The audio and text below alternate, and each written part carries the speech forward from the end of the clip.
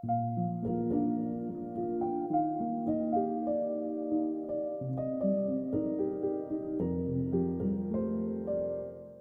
welcome to Nichols How To Gardening. My name's Karl and today we're going to demonstrate how to stake a tree. So here we've just got a selection of different items for staking up your tree. So I've just selected a couple of different stakes here. These are hardwood stakes. I've just got a longer one of about 1.5, I think it is, or 1.8, and then a shorter one of 1.2 it looks like. Good hardwood stakes so they won't snap in half in the winds, and then just a couple of selections of different tree ties. So I've got the anchor bands, which is made of rubber there, and the tree weaving, which is I highly recommend for trees especially. You just got to be very careful of what you select for when you're staking trees, of the ties in particular. Some can rub too much into the tree and actually potentially snap them. So you just got to be careful of what you actually tie on these trees. So my recommendations are the tree weaving here or the anchor bands. The rubber won't wear off too fast. Okay, so I'm selected the right stake for the tree. And you've always got to remember that stake's probably going to go into about that much. So whenever you're buying stakes, just make sure that you get the right one where some of it is going to be buried down a bit. Now we're pushing it down. And the ground's not too bad to getting it down. Usually you probably need a hammer, but just make sure that's quite secure. And it's straight up and down. It's pretty secure there. And that the distance there between the tree is the right distance. You don't want it right beside the tree for it to keep hammering against the stake, but also when you put the stake in the ground, make sure you're not putting it through roots, most importantly.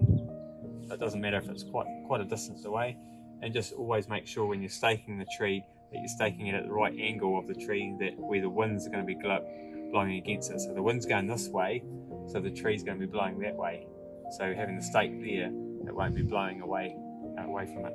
And depending on where you situated the tree, it's against this wall here, which has got a bit of shelter. You may need another stake on the other side of the tree if you've got two areas where it's blowing around. So it's always going to be growing straight up and down. If you do have that situation where you've only got one stake and it's blowing from that direction, you're always going to have a tree that'll be hitting that stake there. So having a stake on each side will help the situation if you're in a windy location.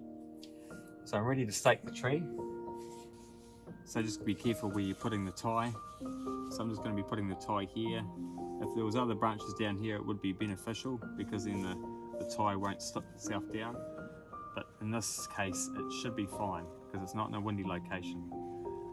So when you're tying it, you just got to make sure you cut enough tie off so you've got a bit left over, but you don't want to be too tight and then the tree's going to be growing on an angle.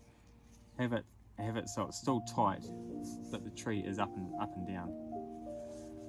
So I just go around it twice. There. So it's quite secure. And then I just give it a tie up.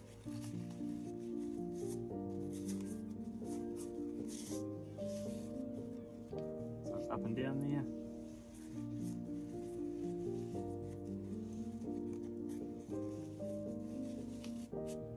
There.